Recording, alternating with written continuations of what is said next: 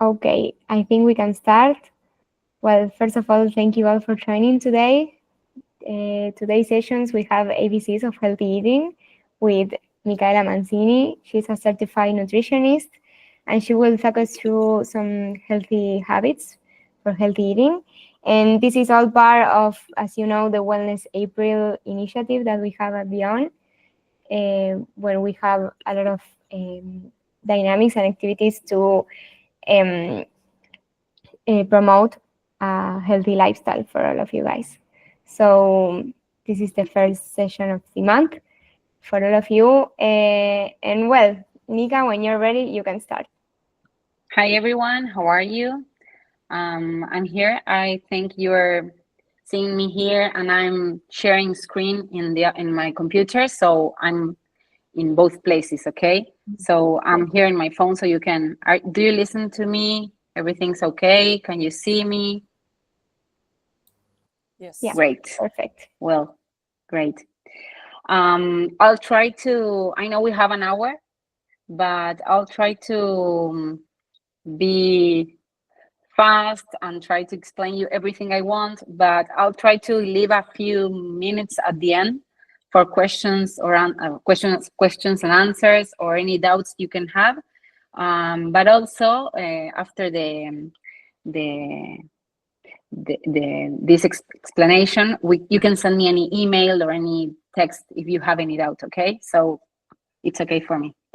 So okay, we're going to start. The name of today's conversation, because I want you to talk too. It's ABCs of healthy eating. I know you are in the wellness week in Beyond. So, and I like this is the first one because food and really healthy eating, for me, it's the base of wellness. Okay. So we're going to start. As I told you, my name is Micaela Manzini. I'm a certificate nutritionist from Argentina. And that's my phone number and my email and my Instagram for contact. So to start, I would like to tell you like from where I'm telling you everything I'm going to tell you today. And it's from functional medicine perspective. Okay, functional medicine, it's new way of talking about medicine and nutrition, and it's a perspective, a new paradigm that doesn't focus on the symptoms or on the sickness of people, but it's actually focus on the roots of what you're feeling. Okay, and it's really focused, this kind of nutrition, on personalized and preventive strategies.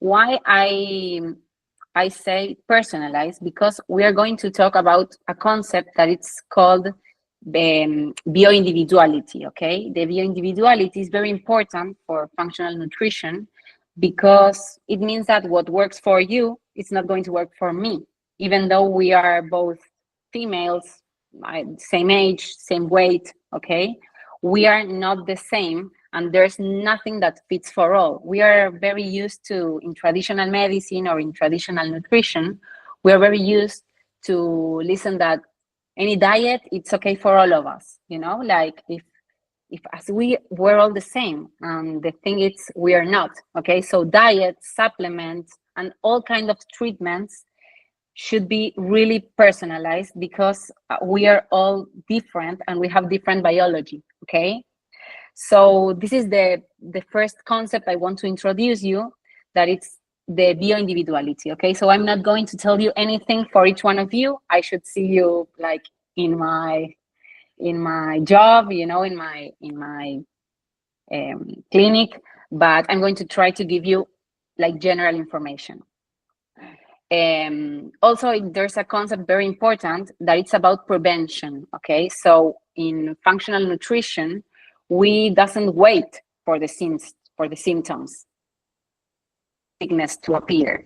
We prevent it. How? With labs, very exhaustive lab tests full of vitamins, minerals, hemogram, hepatogram, everything. And that's the way for us to see any health issues and to prevent future health issues, or for example, any vitamin D very low, or vitamin B12 that it's going to be low. I mean, we try to prevent that. We don't wait that to happen to give you a supplement, for example, okay? The last concept I want to introduce to you regards functional medicine or functional nutrition is that all in our body is connected. So my skin, my fertility, my sleep, my rest, my mood swings, if I'm happy, if I'm sad, if I'm tired, my inflammation, my gut health, okay, everything is really, really connected, because I'm one person with all that inside, my emotions, okay, and my stress. And I'm going to try to introduce you to a way of eating with this perspective of understanding that food or nutrients are going to be part of all my life, not just, I mean, for example, energy. It's just fertility, skin, acne, mood swings, and everything in my whole life, okay? So when people ask me, okay, Mika, so what's the perfect diet for me? You know, or what's the perfect diet for us? For what? For whom? What do you want to do? What do you do in your day? What kind of of energy do you waste during the day? Are you all the day sitting on your desk writing, or are you an active person? Are you sedentary? What kind of habits do you have? Okay, so I always want to fit what works for the person I have in front of me. Okay, personalized plans, personalized supplements, everything that fits best for each person. Okay, so from this preventive and integrative way of looking at nutrition, you can understand that food or nutrients can be a poison or can be a medicine, okay? They affect all the pillars of your well-being. Do you imagine which are the pillars of well-being? I'm going to tell you. Of course, nutrition, no, a correct, a nutrient-dense food. I'm going to speak about this today. Also, of course, lifestyle decisions like hydration, sunlight. We get vitamin D from sunlight, is as important as food, okay? Also, our blood sugar balance, because if we eat some kind of carbs, I'm going to tell you about this later, we can have glucose spikes, and that's getting us so really tired, and it's going to keep our energy away. So this is really important for our wellness. Also, everything that minds to our mind and our mind-body connection, okay? The stress, the mental health is really important, okay? Also, of course, the digestion and the absorption of nutrients, the gut health. Every day I see in my clinic a lot of people with gut health, with wrong gut health, actually, you know, because of poor sleep, or because they eat fast food, or because they can't manage their stress, or because they have bad habits, or because they doesn't move, they're sedentary, okay? It's everything, it's connected. And of course, the hormone balance, not just in women, okay? It's for everyone, men, women, everyone. We have to eat in a certain way to maintain our hormones balanced, our sex hormones, our stress hormones, our thyroid hormones that are super important, okay? So when we start talking about food, that it's one of the pillars we talked about, we can't talk about food, we have to talk about nutrients, okay? Because our food doesn't recognize, our body doesn't recognize food, it recognizes nutrients, okay? So we can talk about macronutrients and we can talk about micronutrients. These names are because macronutrients are required in a large amount, in a very large amount, to provide energy or just support to our system. And the micronutrients are micro because we don't. Oh, there it says it's wrong. Don't read that. There are nutrients that are required in small amounts. Actually, it's the other way around. Okay, it says the same. I'm going to correct that.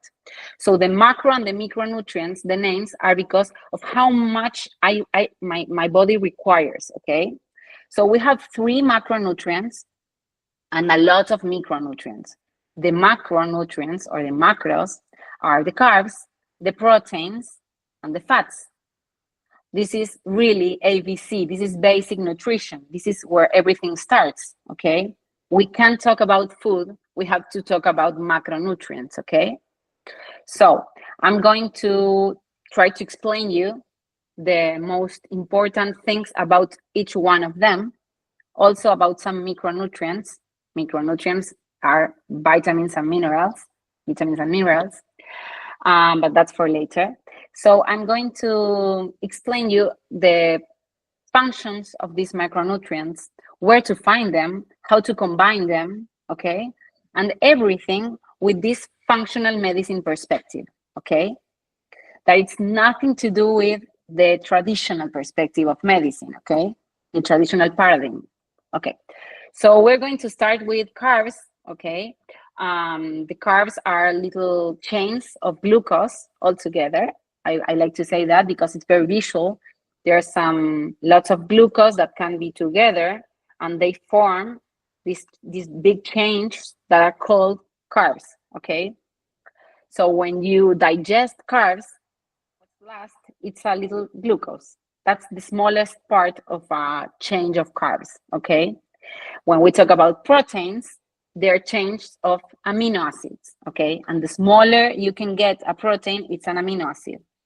And when we talk about fats, it's the same with fat acids, okay? So these are changes of smaller things like holding their hands together until with the digestion, we start breaking them.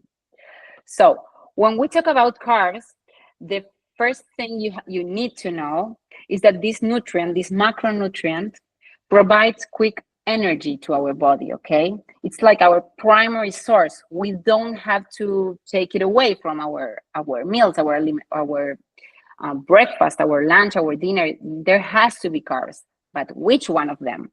We have to know how to pick them in a certain way so we avoid these glucose spikes, these blood sugar spikes that has a lot of um, um, negative things, okay, that I'm going to tell you now.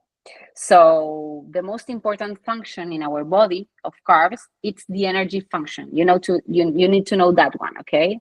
Of course, as it's the primary source of energy to our brain, it's very important to support our brain function, okay? Because it's energy for our brain.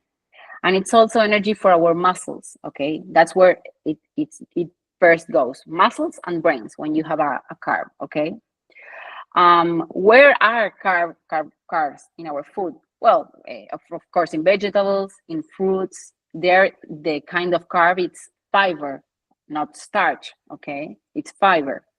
Also in whole grains, in oat, in rice, in lentils, in chickpeas, of course, in everything like bread and those foods that are actually not whole foods but processed foods out of any other grain, okay?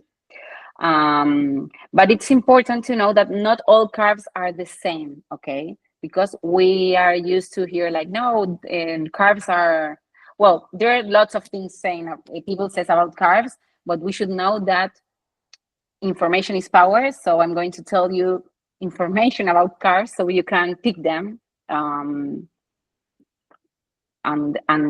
help your body to be near to its optimal place, okay? Optimal point. So we have 2 types of carbs, simple and complex. This is like the main sources of carbs. The simple ones are the sugars, like white bread, or of course any kind of soda or pastries or bread, snacks, everything that it's like simple carb, okay? They are very quickly digest, and they're so quickly digest that they cause this kind of spike I was telling you about. When they go into our blood, that that change of sugar makes a spike in our blood, a spike of sugar blood, a glucose spike, and that's really bad for our health. So we have to avoid those glucose spikes when we have simple carbs, okay? So why we have to avoid these spikes of glucose? Because that spike, as quick as it goes up, quick it goes down, and it causes mood changes, a lot of fatigue, cravings. I have a lot of patients that tell me at night I die for something sweet. I want to eat chocolate every night and every after dinner and after lunch, and those are cravings because we're all the day eating simple carbs that make these spikes that has these consequences. Okay, fruits, as they have fructose is a simple carb, but fruit, it's combined with fiber in the seeds and the skin. So that changed the fruit. It's like the only simple carb that we can call it healthy carb, okay? Because of always we have to try to eat food with skin and with seeds. Of course, not, I mean, an apple, we're going to take the seeds out of an apple. But for example, strawberries or any other fruit that we can eat, the skin and the seeds is going to be high fiber, and that I'm going to tell you now how that can help not to make this glucose spike of the food. Okay, and then we have the complex carbs that are like the good ones, and they're really high in fiber, and the fiber makes the digestion longer. The fiber stays a lot of time in our belly, in our stomach. So this makes that the release of glucose to our blood is going to be slower, and we're not going to have this spike. So as the release of glucose is slower and we prevent the spike, we are going to have more energy. We're going to have our hormones happier, and we're going to be lighter. You know, when we have cravings and we have these blood sugar spikes, we have no energy. We feel so tired. We feel sleepy. We feel okay. So that's we'll have to avoid them.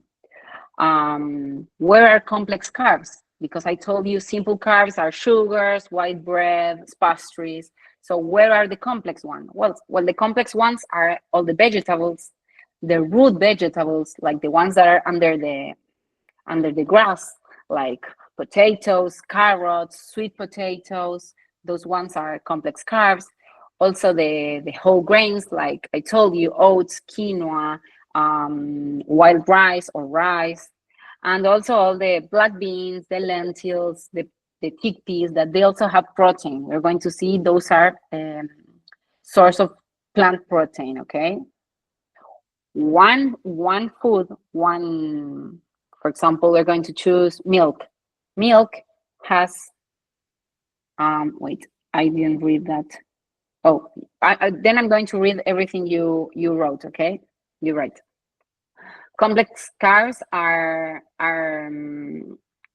going to be the ones we are going to choose because of the fiber they have, okay, and because of the slow glucose spike they make. So from functional medicine perspective, that is what I brought to you today, we have to choose the complex ones with high fiber, and always try to limit or avoid the refined carbs, okay? So this page is telling you what I told you just about the glucose spikes and the importance of balancing your blood sugar when you eat carbs, okay? It's very important for you to get the concept of the fiber and its importance when you're going to digest any carb. Okay, the fiber is going to slow down the absorption of the sugar into the bloodstream, and that's really important to avoid diseases like diabetes type 2 or any kind of chronic inflammation. Okay. Which are the best sources of fiber? Well, fiber, you can find it in vegetables, in greens, in broccoli, in apples, in fruits, in berries. There are lots of fiber, always with the skin, of course. Also in seeds like flax seeds or chia seeds, okay? So fiber is everywhere, but when the fiber is inside these vegetables or fruits, it's even better, okay? Bien. So if you combine, this is a tip I brought to you. If you combine carbs with any kind of protein or fat, protein and fat is going to reduce the impact of that sugar in your blood, and it's going to keep you full longer. That's why, for example, if you want to have an apple juice or an orange juice, it's better for you to have the whole orange, not the juice, because when you make the juice, you throw away all the fiber of that orange and you only drink the fructose, the simple sugar, the simple carb, and you're going to have a spike. So instead of an orange juice made with 3 oranges, where you throw away the fiber, it's better for you to eat the whole orange with any, for example, almonds or nuts or peanut butter or any kind of fat, also some eggs or some Greek yogurt for protein. That's the way we want to combine carbs. So to avoid the spikes, okay? Fat and protein, not just carbs, okay? In those examples, you can see I wrote, for example, if you want to eat an apple, you can leave the skin for the fiber, and also you can add peanut butter as a fat. That's a good snack. For example, you are at the office or at your house and you want to eat a fruit. Well, how can I do so that fruit doesn't make the spike on my bloodstream? Okay, I add some fat and I leave the skin. Another example, more for lunch, maybe, quinoa salad. We know that quinoa, it's a complex carb, so we're okay. And we add avocado and we add any kind of protein like chicken or salmon or any fish. So there we have fiber, protein, and fat. Okay. Bien. So now we're going to go to the second macro, that it's protein. Protein, I wrote essential for life. Actually, it is. The 3 macros are essential for life, but protein, you have to think it's the building block of every cell in your body. That's proteins are very, very, very important because the functions of the proteins are really, really important for our body. I would say like the most important one is that it's in charge of keeping our muscles and our organs and our hormones steady and healthy. Also, for example, it's very important for tissue repair after you get damaged or you hurt yourself. Proteins are very, very important to repair that tissue or that muscle. Also, it helps maintain the muscle mass. That's why when I talk about protein, everyone always thinks that, okay, protein, muscle mass, it's not like only for that, but of course it helps to maintain the muscle mass. And the protein, people always want to know, like, well, how much protein do I need? How much? From the functional medicine perspective, we personalize everything. So we need to know, okay, how much do you weigh? How's your lifestyle? Are you sedentary? Are you active? What's your age? Are you a man? Are you a woman? How's your health status? Are you sick? Are you healthy? Do you have any nutrient like with a lower value? So everything we have to think about everything because it's really personalized the answer. But as a general guideline for you to know, it goes between 1.2 to 2 grams of protein per kilogram of body weight. So if I weigh 60 kilograms, you will need between 72 and 120 grams, depending on your physical activity and your lifestyle mostly, per day. Okay, so now, for example, I know I need 80 grams of protein per day, an example. Okay, how can I make it? How can I get up to those grams of protein my body needs? So I brought you the protein sources. I try to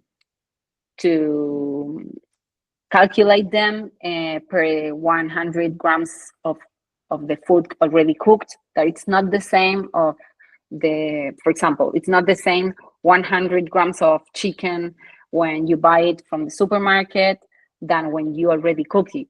Okay, it's going to be smaller because it loses a lot of water during the cook. So this is calculated in food already cooked. Okay, it's a big difference.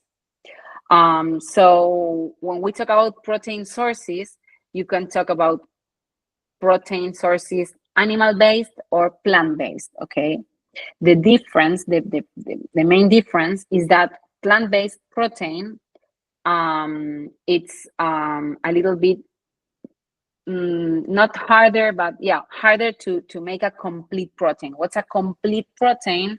I don't know if any of you was in the last year when I went to Beyond to talk also about nutrition, that we saw that you have to combine the different plant-based proteins to make a full one. And when we talk about animal protein food, they are already with all the amino acids that we need. So that's a full protein. That's the main difference. It's not that plant protein is not enough, but we have to make sure we combine it, the different food, thinking about making a full protein. Okay, I'm going to teach you how. So when we talk about animal sources, we can have, for example, an egg that has 6 or 7 grams. And so if you have a breakfast of 2 or 3 eggs, you're going to have 21 grams of protein. That's okay. But one egg, it's nothing. If you have to imagine, you have to get up to 80 grams of protein in the day, and in breakfast you have 6 grams. So that's it's very few for what you need. Okay. Well, there you have the list I made for you, but you can see that chicken, grass-fed beef, actually beef, if it's grass-fed, even better, has lots of protein. Also tuna. Tuna is like the fatty fish I like the most because it's really high in protein, and also it has fat. It's a fatty fish. So with a fat and protein, we said that lowers the digestion and keeps us full more longer time. So it's a nice protein, tuna. Also, Greek yogurt. Greek yogurt is very concentrated, and it has like 9 or 10 grams, up to 12 grams per 100 grams of. It's like maybe 5 spoons of Greek yogurt. And also, of course, we have protein powders that are these whey protein powders that comes from milk. Okay, so in 1 scoop of protein powder, you can find 25 to 27 grams of protein. And if we talk about plant protein sources, we can find all for example, chickpeas, lentils, quinoa. It's a very good source of plant protein. Tofu or tempeh or edamame, they're very good one, but we have to make sure it's organic.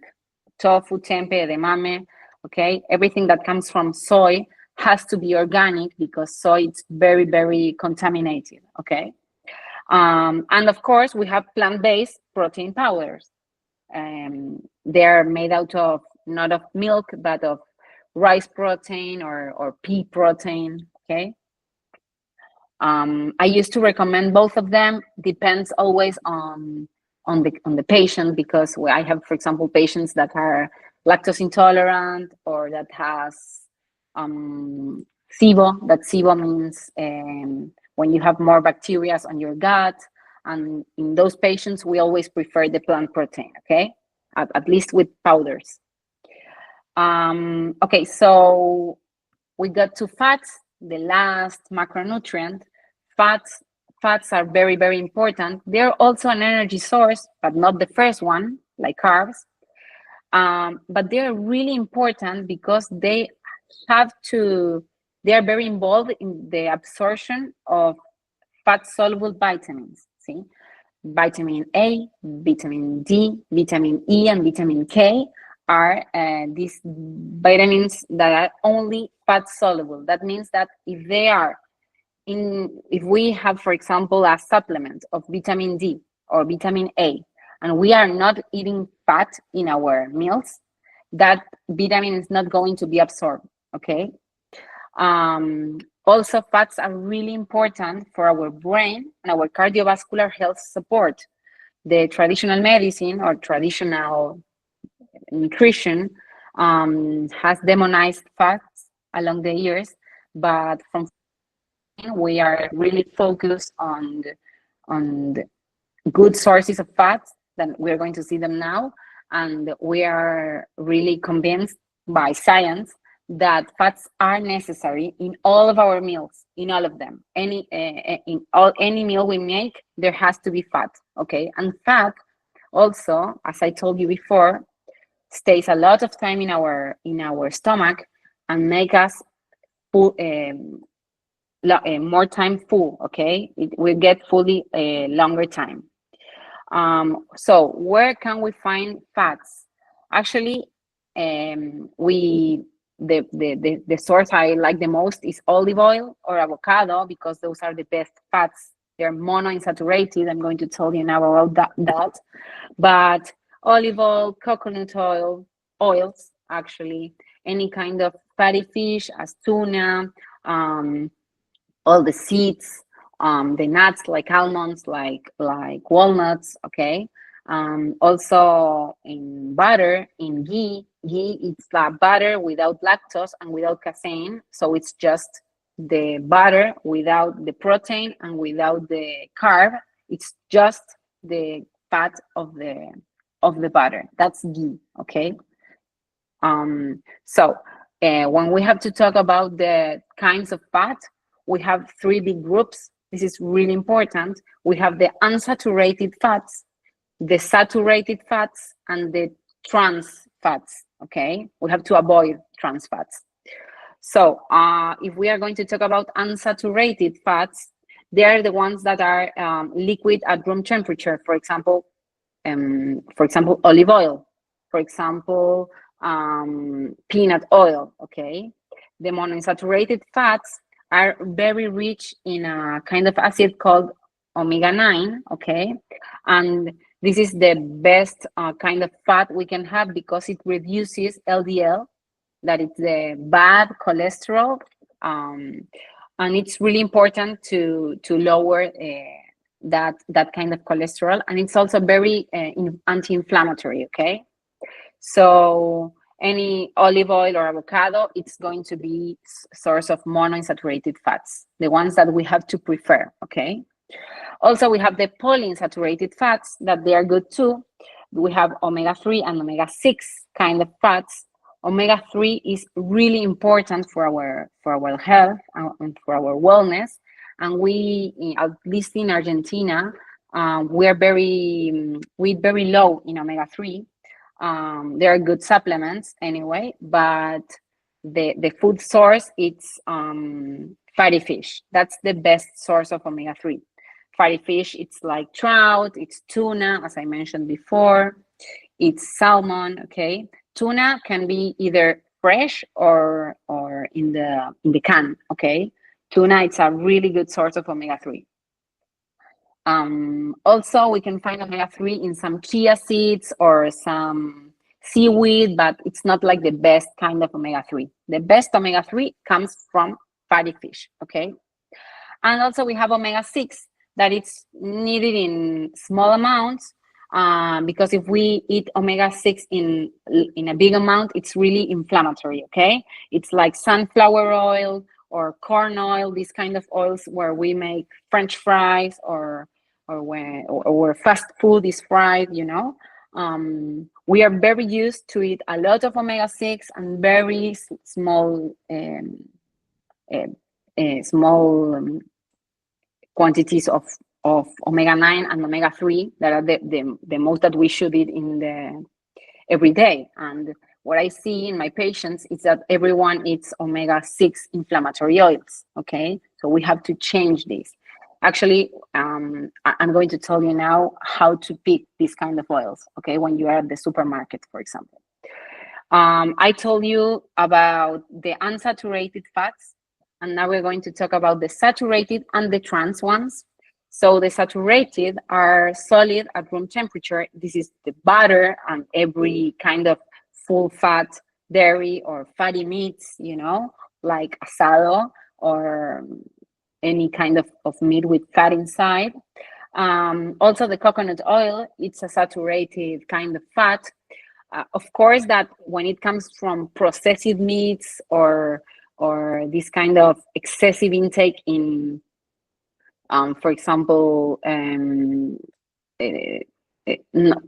want to make clear that saturated fats are not bad necessarily. Actually, coconut oil is really good for our health.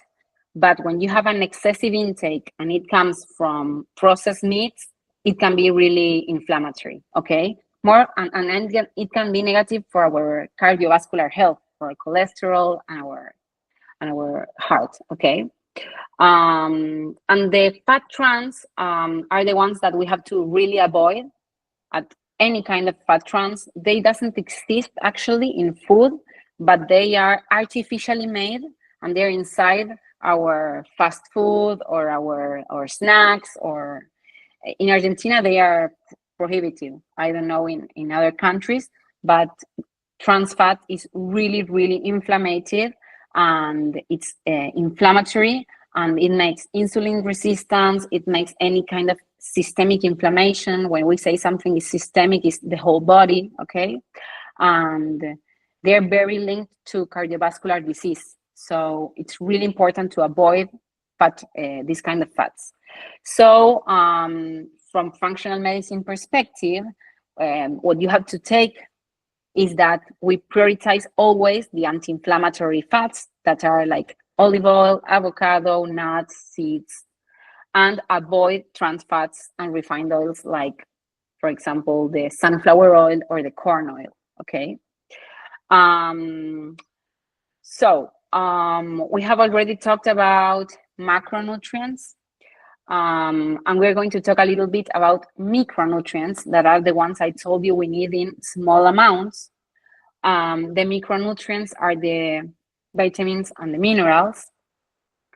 They are really, really important for our energy, for our immunity system, for our mood, and for our hormone balance. For example, if we have a very low vitamin D, we're going to have like a kind of sadness or bad mood.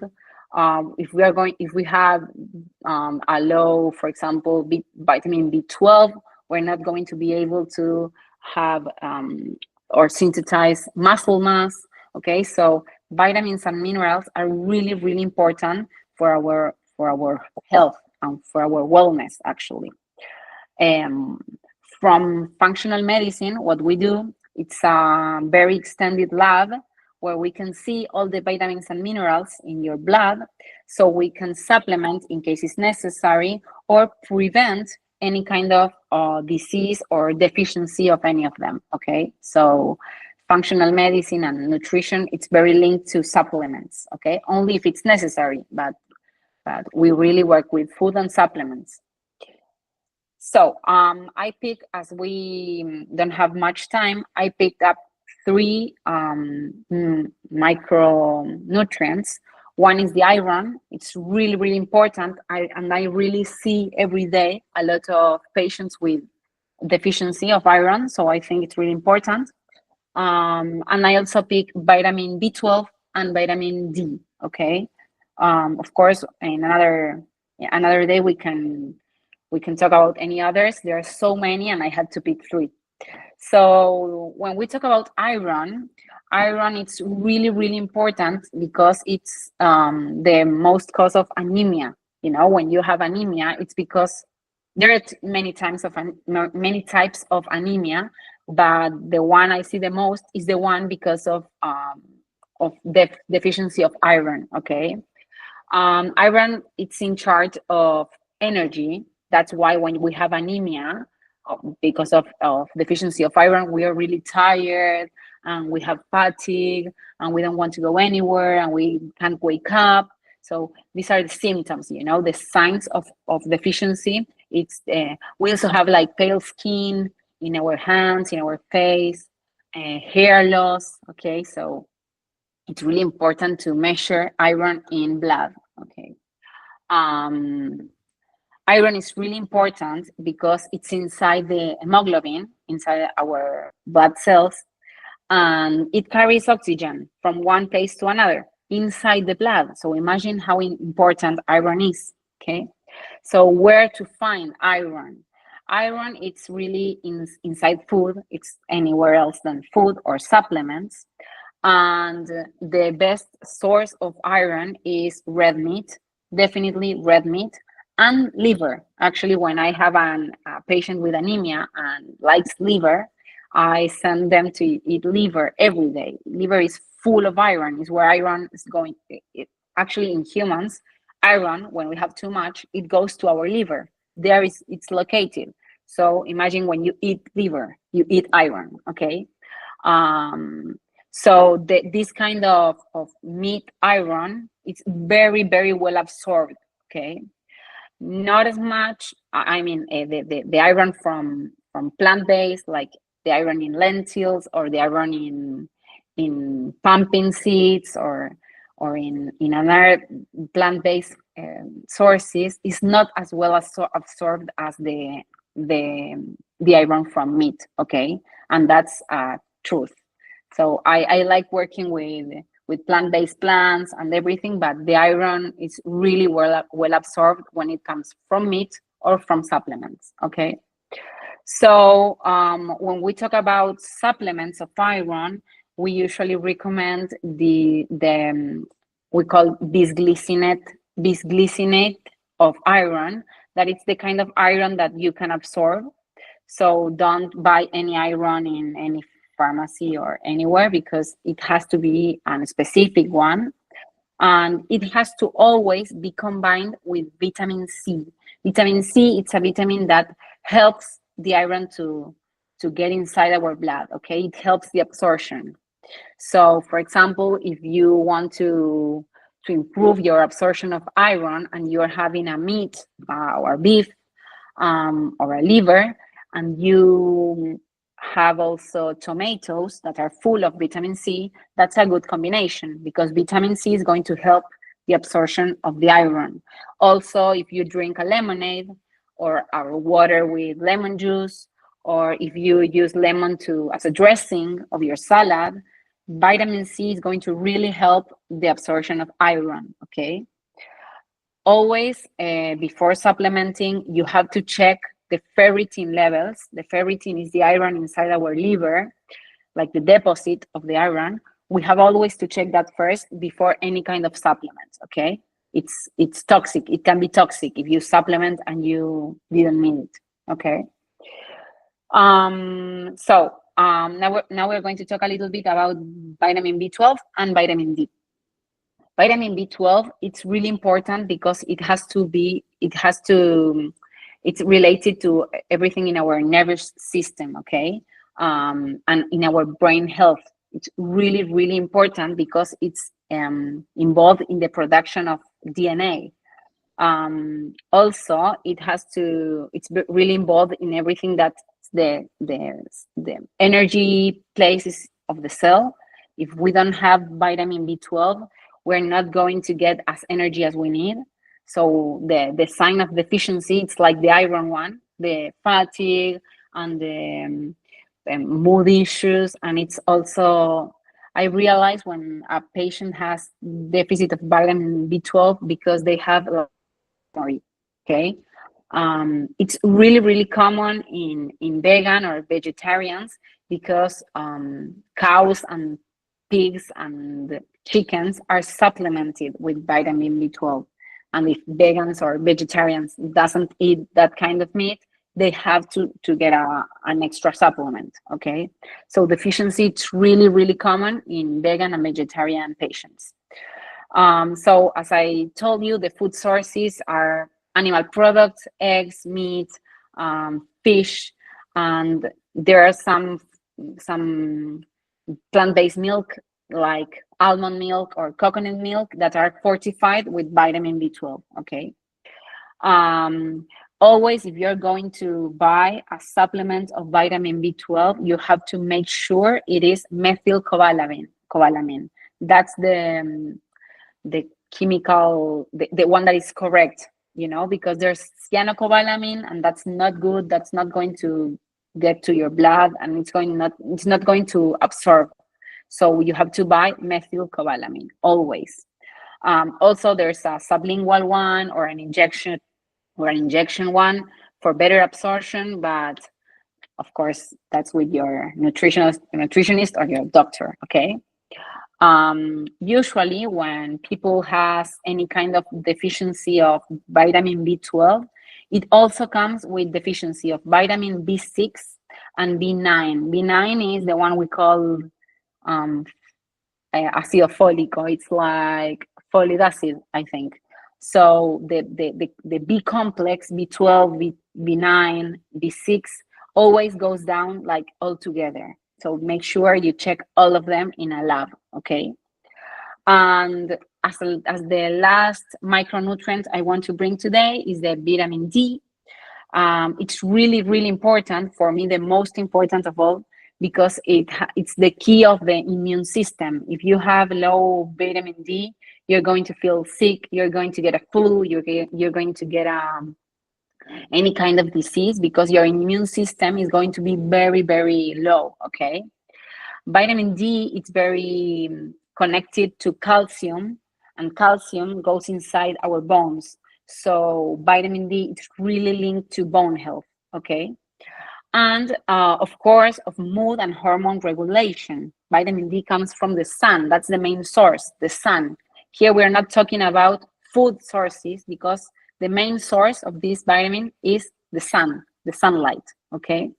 Also, it's inside some fish or inside the egg yolks, that it's the yellow part of the egg, or some mushrooms that are exposed to the sun, okay? But really the main source is the sunlight. As a tip for supplement, I can tell you that if you need any kind of supplement of vitamin D, choose D2 with vitamin K2, sorry, D3 with K2. Why? Because vitamin K2 helps the vitamin D3 to go inside our blood and inside our bone, okay? Vitamin D3 by itself, it's nothing. It should always be with vitamin K2, okay? Of course, as I said before, we always supplement if you need. And how do I know you need? Because of your signs of deficiency, but also because of your lab test, okay? Okay, so to end this explanation of the macro and micronutrients, I would like to introduce you like the best way to structure a meal. We first have to think on the protein. It can be any kind of source, the animal source, the plant source, it's okay. But first you have to think about your protein. The protein is going to give you structure, is going to give you long time, you're going to be long time full, and it's going to make you energy, not tired or or fatty, okay? So we first pick up our protein. Then we pick fiber because it's the carb we want to have, the carb that doesn't make the spike I told you. So any kind of fiber, for example, a salad or some vegetables in the oven, and some good fat. What's good fat? The monounsaturated ones like avocado or olive oil, okay? So that's how we make a good meal. So for end, I brought you like a menu with all these applied and some ideas of breakfast because I know that the food to start the day. I want to make this clear. Breakfast is to break the fast, okay? So you can break the fast at 2 p.m. if you want, and that's breakfast, okay? You can break fast with your lunch or with a meal at 4 p.m. and it's still your breakfast, okay? You're breaking your fast. But we're used to think of breakfast of that meal at 7 a.m. or 6 a.m. or when you wake up, full of sugar, full of cereals, full of yogurt with sugar and coffee with milk and sugar and bread and white bread. And that's not actually the concept of breakfast. Breakfast should be simple and healing, okay? Because it's the first day of the day, the first food of the day. So I brought you two simple ideas. One is scrambled or boiled eggs.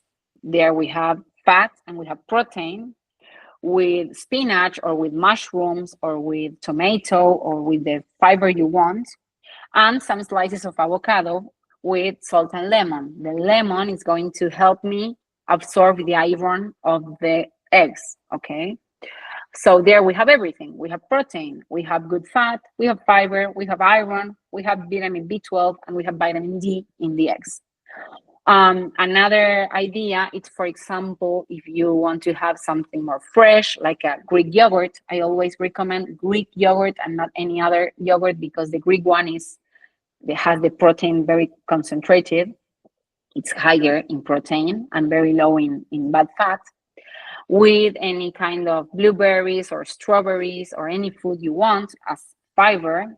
And you can also add some kind of fat with all almonds, nuts, or seeds, okay?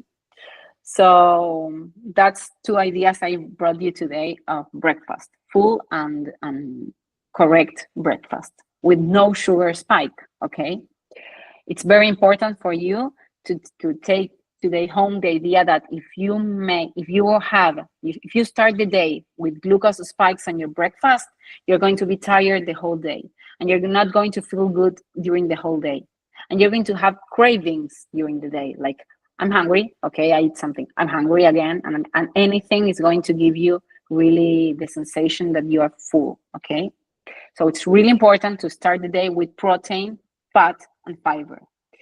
So then I brought you an idea of lunch and dinner where you can have any kind of fatty fish or chicken or a beef, if it's grass-fed, even better, with, for example, greens or tomato or carrots or any vegetables, and olive oil and lemon dressing. Remember, the lemon dressing is going to help me absorb the iron, okay? For dinner, if I want to have a plant-based protein because I have an animal protein at lunch, I can make, for example, something with lentils. Lentils and mushrooms are really high protein, and I can add any kind of salad, sweet potatoes or carrots, and of course, if you want, a piece of protein, animal protein is going to always help, okay? So that's the end. I want to read if you have any questions, or you also can open your mic if you want to ask me any questions. I'm going to send this to Mika, so Mika can send it to you. I know I went fast and my English is like, I'm trying to translate everything in my mind while I'm talking, but I hope I was clear. And I made a really like PowerPoint with lots of information so you can take home and read whenever you want. But I hope I was clear and you take new information today with you of how to make a healthy meal for your wellness. So that's it. Thank you. Yeah, thank you, Mika. It was really helpful and filled with information, really valuable. So I know Oh, that. I'm reading now that Ah, yeah, Matthias we have a wrote question. complex carbs are good for people with type 2 diabetes. Yes, yes. Complex carbs are the ones that, as they have a lot of fiber in them, and they are like slowly digested, and we they doesn't make the glucose spike that we want to avoid when you have. I mean, you want to avoid it all the time, but if you have diabetes type 2, you have to avoid those spikes because those spikes make insulin resistance, and that leads to diabetes type 2. So it's really important to, if you have insulin resistance or any kind of chronic disease, to avoid simple carbs and prioritize complex carbs. Yes, because of the fiber. I have B12 supplement, but it's cyanocobalamin. Does it work, or it's better to have the methylcobalamin? Well, cyanocobalamin, it's cheaper and it's everywhere. But if you can, it's effective too. You can have it. Check the dose, because it's not the same dose for everyone, and the cyanocobalamin can be. It depends on your blood levels, but it can be. You can have it once a week. You can have it daily. You can have it once a month as a maintain. So I don't know your specific case, but well, methyl and cyanocobalamin, if you can choose, always choose methylcobalamin. It's better for its absorption is better. Okay, but for years I had cyanocobalamin and it's okay too. So it's okay. Any other question? Oh, there's something important, Jose, that it's when to drink when to have the B12, okay, the supplement. Always the B12 has to be. I'm going to tell you when to drink the three supplements I told you about. Iron always goes when you're fasting, when you wake up with nothing on your stomach, okay? Iron first with water, or if you can, with lemonade because of the vitamin C. Then B12 supplement goes always after your first meal, after your breakfast, with something on your stomach. And vitamin D, if you have to drink supplements, is always with food, because vitamin D, it's a vitamin that you have to absorb it. So you have to eat, and then you have to have the vitamin D, okay? So you can absorb it better. Any other question? I also supplement D3. Great. Should I also buy K2? Well, yes. Vitamin D3. Are you sure it doesn't has K2? Because that dose of D3 usually comes with K2, but you don't have to buy K2 by its own. You should, when you buy your new supplement, look for one that's D3 with K2 inside, okay? You're not going to find K2 just K2. K2 comes inside with D3. So now, of course, drink D3, the one you have, but for the next time you have to buy, focus on D3 with K2. It's better. Do you recommend soluble fiber as supplement as well? Yes, of course. Always, it depends on your gut health, because fiber, it's really good until you have diarrhea or you are constipated, and there we have to start talking about fiber, and we have to limit fiber or give some type of fiber. It's really personalized, but soluble fiber, it's very, very good. Actually, fiber can be used in two ways: when people are constipated, or when people are with diarrhea. Okay, so the fiber, it's good for gut health anyway. Um, but that's for another day. It's so many information. I brought you like the basis, okay, the ABC, the nutrients, but we can be talking about vitamins and minerals like 2 days. because magnesium, iron, calcium, selenium, zinc, and lots more.